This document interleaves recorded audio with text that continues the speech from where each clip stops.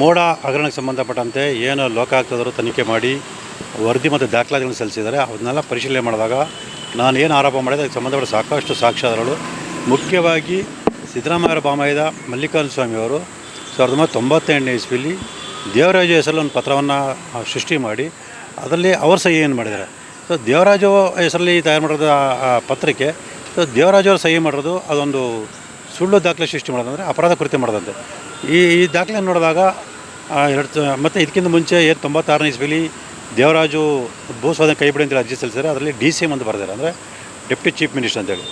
ಅವತ್ತು DCM ಆಗಿದ್ದವರು ಮುಖ್ಯಮಂತ್ರಿ ಸಿದ್ದರಾಮಯ್ಯವರು.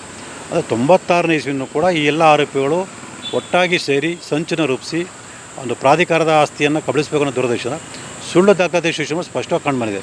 ಇದೆಲ್ಲ ಕಂಡುಬಂದಿದ್ರು ಕೂಡ ಏನು IPS ಅಧಿಕಾರಿಗಳಿದ್ದಾರೆ ಅವರು ಯಾವುದೇ ಸಾಕ್ಷ್ಯಗಳಿಲ್ಲ ಅಂತೇಳಿ ಸುಳ್ಳು ವರದಿಯನ್ನು ಸಲ್ಲಿಸಿದ್ದಾರೆ.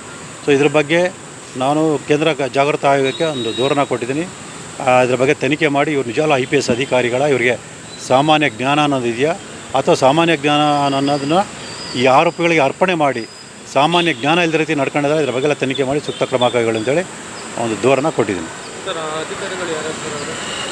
ಸರ್ ಒಬ್ಬ ಲೋಕಾಯುಕ್ತದ ADGP ಶ್ರೀ ಮನೀಶ್ ಕರ್ಬಿಕರ್ ಮತ್ತು IGP ಶ್ರೀ ಸುಬ್ರಹ್ಮಣ್ಯೇಶ್ವರ ರಾವ್ ಮತ್ತು ಮೈಸೂರು ಲೋಕಾಯುಕ್ತ SP ಶ್ರೀ TJ ಉದೇಶ್ ಇವರ ವಿರುದ್ಧ ಕ್ರಮ ತಗೊಂಡಿದ್ದಾರೆ. ಯಾಕಂದರೆ ಇವರು IPS ಅಧಿಕಾರಿಗಳು, ಒಂದು ಅತ್ಯಂತ ಜವಾಬ್ದಾರಿತ ಅಧಿಕಾರಿಗಳು ಇಟ್ಕೊಂಡು ಒಬ್ಬ ಸಾಮಾನ್ಯ ವ್ಯಕ್ತಿಗಿರ್ತಕ್ಕಂಥ ಸಾಮಾನ್ಯ ಜ್ಞಾನನೇ ತಮಗೆ ಇಲ್ಲದ ರೀತಿಯಲ್ಲಿ ಒಂದು ವರದಿಯನ್ನು ಸಲ್ಲಿಸಿರೋದು ಇಲ್ಲಿ ಸ್ಪಷ್ಟವಾಗಿ ಕಂಡುಬಂದಿದೆ.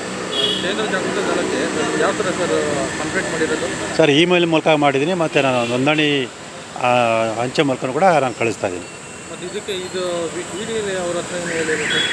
ಅಲ್ಲ ED ಅವರು ಅವ್ರಿಗೂ ಈ ಮಾಹಿತಿ ಎಲ್ಲ ಕೊಟ್ಟಿದ್ದೀನಿ, ಅವರು ಕೂಡ ತನಿಖೆ ಮಾಡ್ತಾ ಇದ್ದಾರೆ. ಸರ್ ಮೇಲ್ಮನೆಗೆ ಅರ್ಜಿಯನ್ನು ಸಲ್ಲಿಸಿದ್ವಿ, ಇನ್ನೂ ಅದು ದಿನಾಂಕ ನಿಗದಿ ಮಾಡಿಲ್ಲ.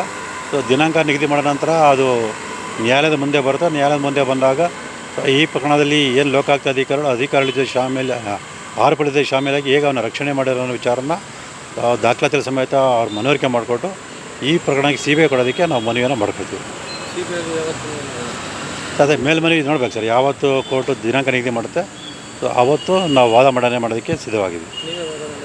ಇಲ್ಲ ಸರ್, ಹೈಕೋರ್ಟಲ್ಲಿ ವಕೀಲರು ವಾದ ಮಾಡ್ತಾರೆ. ಸೊ ಜನಪ್ರತಿನಿಧಿಗಳ ವಿಶೇಷ ಏನಾದರೆ ನಾನು ವಾದ ಮಾಡ್ತೀನಿ.